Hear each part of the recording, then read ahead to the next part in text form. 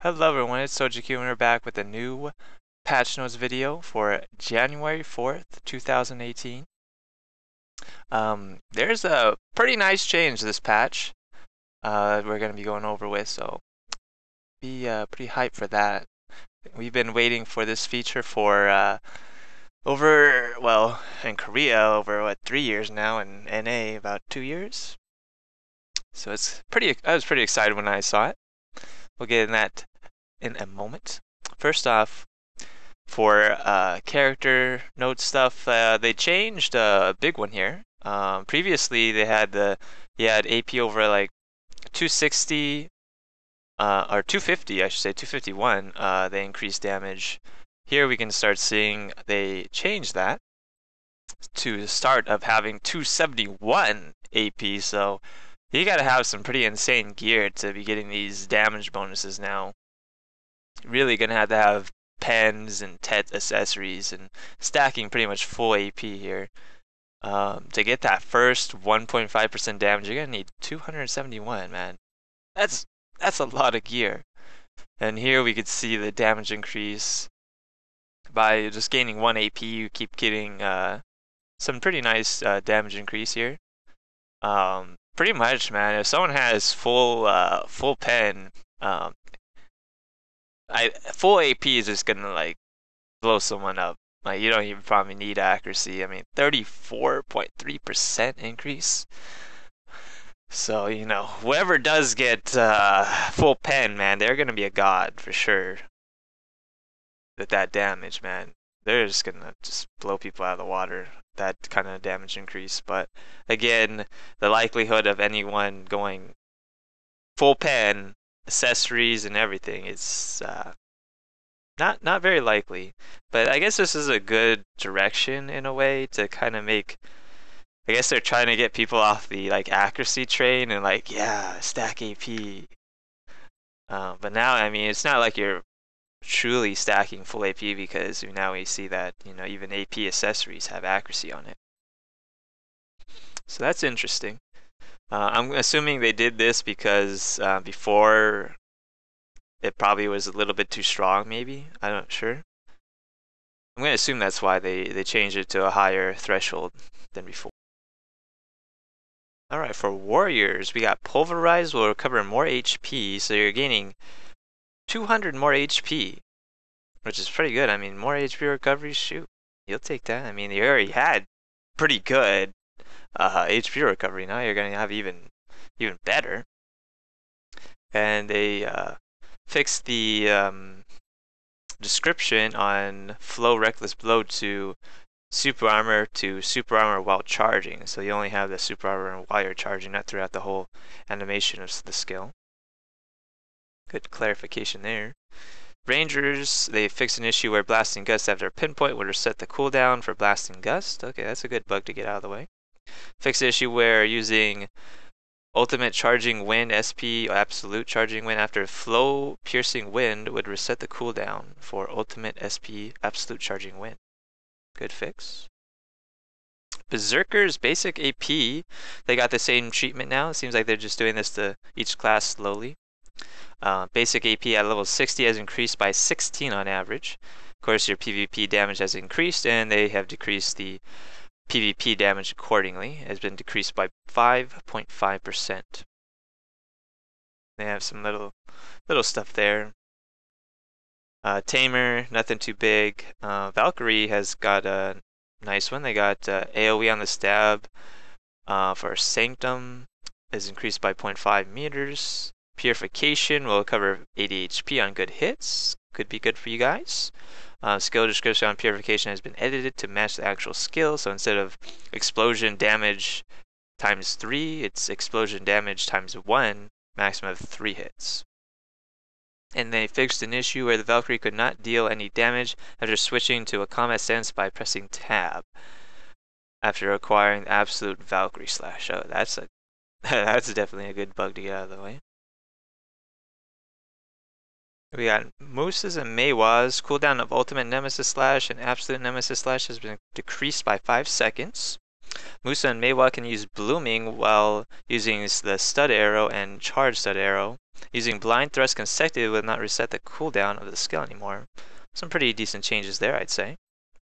And then Musa, Wizard, Witch, just some little graphical glitches here and there. No combat stats gained or decreased. Ninja and Kunichi, the cooldown for target chase 2 and 3 has been decreased. So at level 3 you get 5 seconds. That's pretty nice. Ninja and Kunichis can use target chase in awakening mode by entering the command. You will not be switched to non-awakening mode by this. However, you will be switched to non-awakening mode if you use target chase as a quick slot. And then Kunichi, nothing new. Mystics can immediately switch to combat stance while autopathing in awaken mode. And then we got Lan here. The upgraded main hand skills and absolute skills has been added. Oh, cool. They got their absolute skills already. Okay, the animation where Lan blocked enemy attacks has been added when the Lan is attacked while moving backwards. Oh, wow. So you get the block while moving backwards. That's always nice to have. Ranger should get that. They fixed an issue where the Lan would fall after using Spring Breeze and Dashing Slash in a high altitude. So they fixed that. The block while moving backwards is pretty nice, and they got their absolute skills. So that's really cool. That's really quick. And for items, here's a big one here. I mean, for us, it doesn't matter. We only have one cuckoo bird, so this doesn't really affect us too much. Here we go. I just say KR has got the Awaken scrolls for the Kama Silva bosses. So of course the Manshaum chief, the Narvi, and the Reindeer Man, and all the other guys, his friends, have gotten their Awaken forms. So that's gonna be pretty nice. Once we get that, that'd be maybe that'll actually be like a little bit more interesting to fight. And that's about it for items. And for content, here is the big one, boys and girls. For content, Pearl costume set bonuses have been reworked. There are a total of 8 parts for Pearl costumes: helmet, armor, gloves, shoes, main hand, offhand, and awakening, and underwear. You can mix and match from different costume sets, and you still get the set bonuses for the number of pieces you are wearing. So 4-piece, you get what we get now, the 10%. And then the 6-piece, you'll get Skill EXP 10%.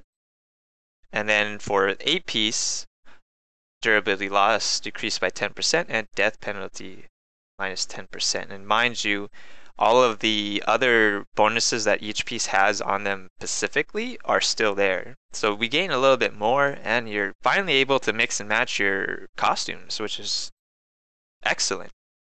That's going to be really fun to mess around with. So I'm excited that they, finally were able to do that. Though here we got some life skill costumes, camouflage costumes, and crafted costumes are not included in the new rules for set bonuses. So that feels bad, man. I hope they do something about that later on. I mean, I guess I could understand the life skill and the camouflage, but like the crafted ones, would be kind of cool to see those be able to be used in the set bonuses things. I mean, you'd really want to like use those more often, because they're like, yeah, it sucks that you can't grind with them and still have your set bonuses. These costumes will have their own special buffs instead of the regular Pearl Shot costumes. Oh, maybe they'll have something else more interesting still. I don't know if it's just saying the normal stuff they have, but okay, that's interesting. The canopy costume is an exception, so that I believe that's the cooking costume. So equipping all pieces from the canopy costume and pieces from other costume sets will still activate the buffs for the canopy costume, and you get the regular buffs from the Pearl Shop costumes as well. Interesting. So that's going to be a real big change here. Go ahead and show you guys a little thing here. So you can see here, you wear 4 pieces. Of course, it doesn't have to be these 4 pieces. It could be 4 pieces either way. And you gain the 10% EXP. You wear, 6 pieces, you get the 10% combat and 10% skill. And then wearing the full 8-piece here, you get the 10% combat, Skill EXP, the minus 10% durability, and the death penalty. So that's really cool. I'm excited that they finally did that. I hope we get this in our NAU very soon so we can all start messing around with all our costumes. You know, I'm pretty sure a lot of us have like 3 or 4, maybe more costumes, and most of the time we're always probably using one. But now we can finally mix and match and just have some fun there. I'm really excited to mess around with all my costumes. Alright, so here's another interesting one that I saw. The duration of the strong protection buff available in Red Battlefield has been decreased from 21 seconds to 13 seconds, so it won't be so OP. Maybe now, you'd probably still be able to make it to the other side of the map and wreak some havoc before you become unimmune. But at least I guess it's a start in the right direction. And then you cannot upgrade alchemy stones and your weight is over 100%. And they upped the rewards for people with game scores over 300. So 300 to 349. If you're on a win, you get 1.7 mil. Loss 1.3. 350 to 399, 2 mil win and 1.5 loss. 400 to 449, 2.2 mil on a win, 1.7 on a loss. And 450 and above, you get 2.5 mil to 1.9 mil on a loss. Here's another interesting change for Valencia and Camisilva mobs. They've decreased the HP of the mobs, but increased the DP.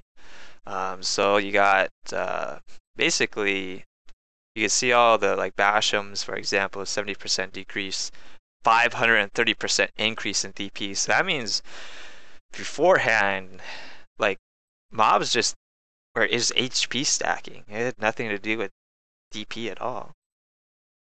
So they didn't really have evasion or damage reduction really. It's just all HP. So this is going to be pretty interesting change here, and you could see here all the changes accordingly.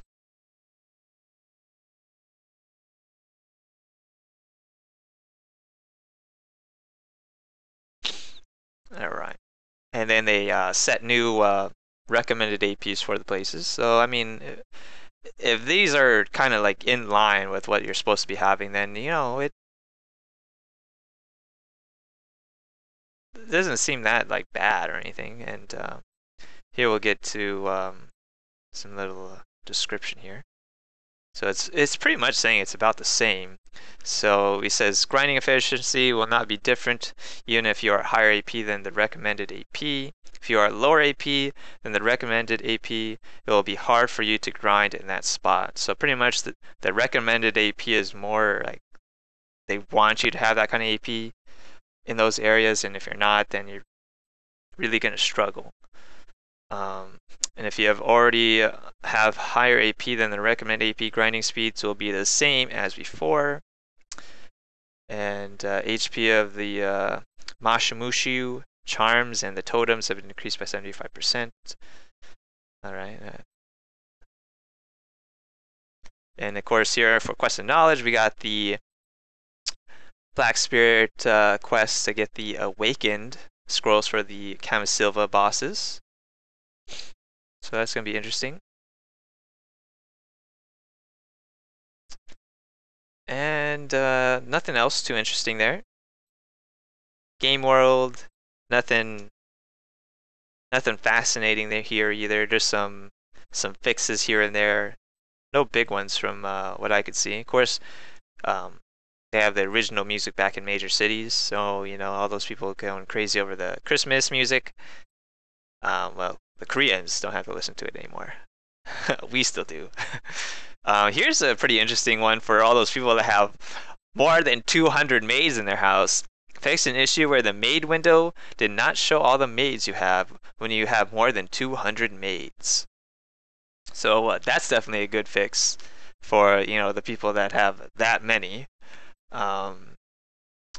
Everything else though in here. Oh, this is a nice one for people that like buying furniture for their houses and stuff. House placement mode UI has been reworked. You can check out Pearl furniture with a more refined filter. So that's gonna be good because I know beforehand, like trying to like place like Pearl shop items to check them out inside your house was like they didn't have all of them there, or it was kind of funky how it was doing. I remember something like that, but hopefully now they fix that issue.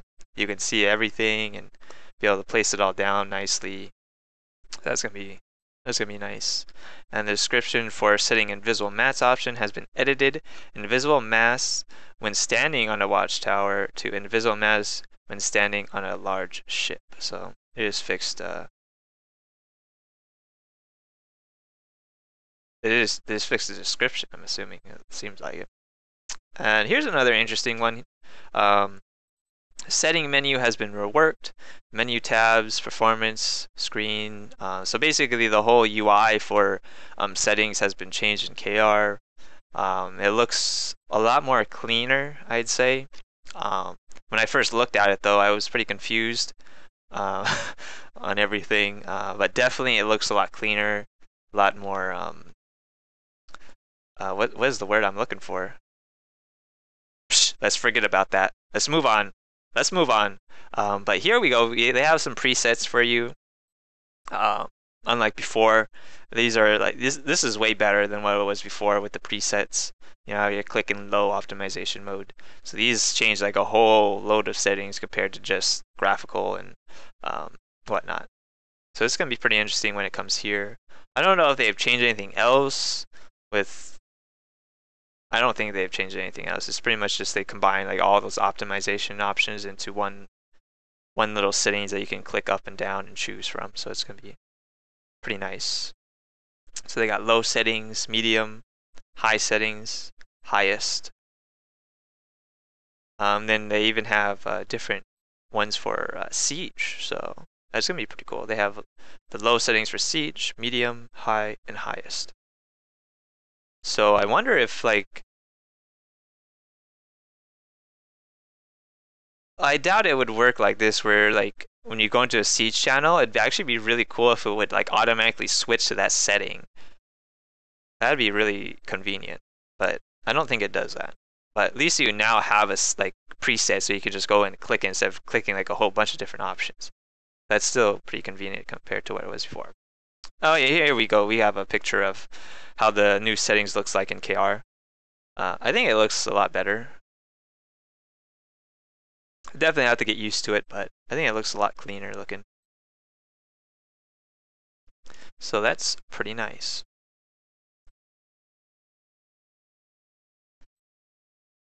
Let's see, and then here, got nothing new here. Of course, they got a new function where you can save your current UI so you can make your own presets. You got one for, just regular gaming, and then you got your siege one. So you can make your own presets too, which is really cool. I'm definitely going to be using those. Here you can see it, how they're setting it up and everything. So it's going to be pretty cool when that comes here.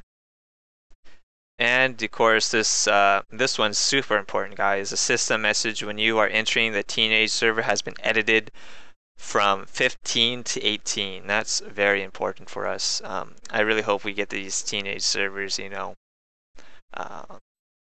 going to be really helpful for the game, I think. I'm just kidding. I really am puzzled why they took the time to make new servers for teenagers. I don't. Maybe it's some kind of Korean culture. I don't know, but I don't know. It just seems really weird. And then I guess we'll just go over the last little thing here. When entering the second password or the transaction password, your character cannot make an action that has the character's animation. I have no clue what the heck that's talking about here. I mean, because when you're logging into KR, you have a PIN code, like a bank PIN that you would have to enter, but you're not even next to your, like in the character screen. You're at the login screen. So I have no clue what the heck they're talking about there, but that's it for the patch notes, boys and girls. Hope you guys enjoyed it. I hope you guys are excited for the revamped costume set. bonuses. I know I am. Without further ado, take care everyone. Stay safe out there in the BDO world, and I'll catch you guys later.